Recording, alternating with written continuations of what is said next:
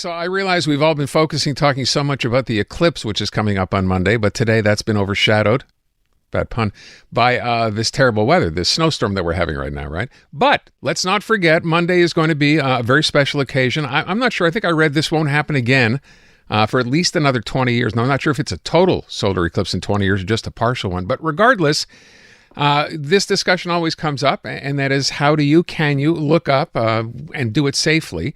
Because a lot of people will want to do just that, and we know you're not supposed to look directly at the sun unless, of course, you're Donald Trump. But we thought we would fill you in and let you know what you could or should do. Dr. Cynthia Qian is a spokesperson for Quebec's Association of Ophthalmologists. She's over at Sainte-Justine. And I thought, Doctor, if you could, let's begin with, first of all, what you shouldn't do, which is to look directly up at any point, right? Yes, well, at any point that when the sun is not completely eclipsed. So, and also depending on where you are in Quebec, basically if you don't live in any area that's within the corridor of totality, where the sun is completely eclipsed by the moon, then you should have protection or protect your eyes with special filter glasses at all times. By the way, these glasses, and we had thankfully one of our listeners over at Golty's Toys in Côte St. Luc sent us some of these glasses. They're not expensive, right? They're cardboard glasses. They're kind of disposable. Those are good enough? Yeah, that's right. So they're as you said, they're disposable. What's important is just the filter that's applied right on top of the oculars, where the eyes, where the person will look through. Those have to have the ISO standardization, the 12312-2 code. But as long as that's in place, they're good. Now, of course, I know from having read that solar retinopathy, which is what you get if you go ahead and do something terrible like staring at the sun, that's the damage to the eye. What does that entail? That's exactly true. So usually during a full normal sunny day, our eyes avert away from looking directly at the sun.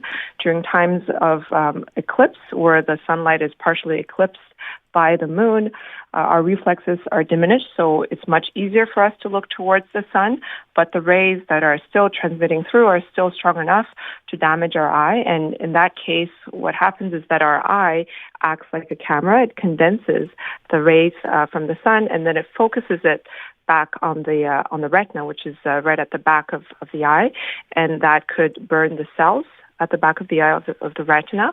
And those cells are very delicate. They're very important towards our vision, and they don't regenerate. So that's what can happen with a solar retinopathy. So I wonder, too, if you don't have those glasses, it seems to me, I remember when we were kids, they would let you look through like a pinhole. And I think some people maybe just who can't get the glasses or whatever. Can you do that? Is that okay? Yeah, for sure. So if you don't have access to a pair of glasses for direct viewing towards the sun, there are many ways for indirect viewing. So pinhole projector is one of the most popular ones, where you create as you said, you could use anything ranging from a shoebox, or even some people are using just home appliances where there's a little circle or very tiny dot that can let light through, and you can have your back towards the sun and look at the projection that pinhole lets through. Yeah. Okay, I hadn't thought of that. Okay, and then we're going to talk about this actually in a couple of minutes with respect to taking a photograph if you wanted to. Simply looking through something else, so you're not staring at, we might say directly, that's still not something you should be doing. That's dangerous as well, right? So you should, if you want to look at the partially eclipsed or directly at the sun, you should always have the filters. Okay. Using anything such as sunglasses or anything that's shaded. Some people, for example, they say, well, the 3D movie glasses look like the solar eclipse glasses. That's unsafe.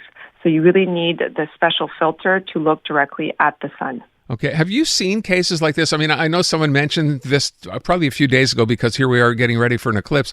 There have been cases like this, right? And I think someone referred to the fact that you can, should you choose to go ahead and do this, look at the sun and then think you're fine, because whatever you get from whatever harm there is doesn't necessarily manifest right away, right? You could have to wait a couple of hours for this to happen. That's right. And I think what's most telling is because the retina or the cells that are damaged, they don't have any pain sensors. Okay. So there's no pain associated, which is why, oftentimes the pain is what makes people realize something's happened. And in this case, it can be several hours, or sometimes people can present to their eye specialist several days or weeks after because the vision becomes changed, blurred, distorted. So sometimes it's a very subtle change, and it's not instantaneous. So that's why it's important to prevent rather than to live with the possible consequences after. Yeah, I would just, for that part of it, if you've done that and you thought, oh, okay, I didn't look at it long enough, and then you start feeling this, you have these consequences that you just talked about a couple of weeks later, do you recover from that? I mean, or have you permanently damaged your eye? So it really depends on how long the person has looked and what it looks like, at the time of an exam afterwards. So that's why we recommend that if you think that something has changed in your vision, to consult an eye care specialist. As I said, the cells they don't regenerate. Some people do recover vision. But it doesn't necessarily mean that the cells haven't, had some alteration or modification. So there might be permanent signs that we see when we do the testing, even though the person may regain vision. But some people also do stay with permanent changes in their vision. All the more reason not to don't even consider doing that. Do what you have to do. Get the glasses. Do that pinhole, as you said. Turn your back. Look at it from from the other angle. By the way, are you going to be looking at the sun?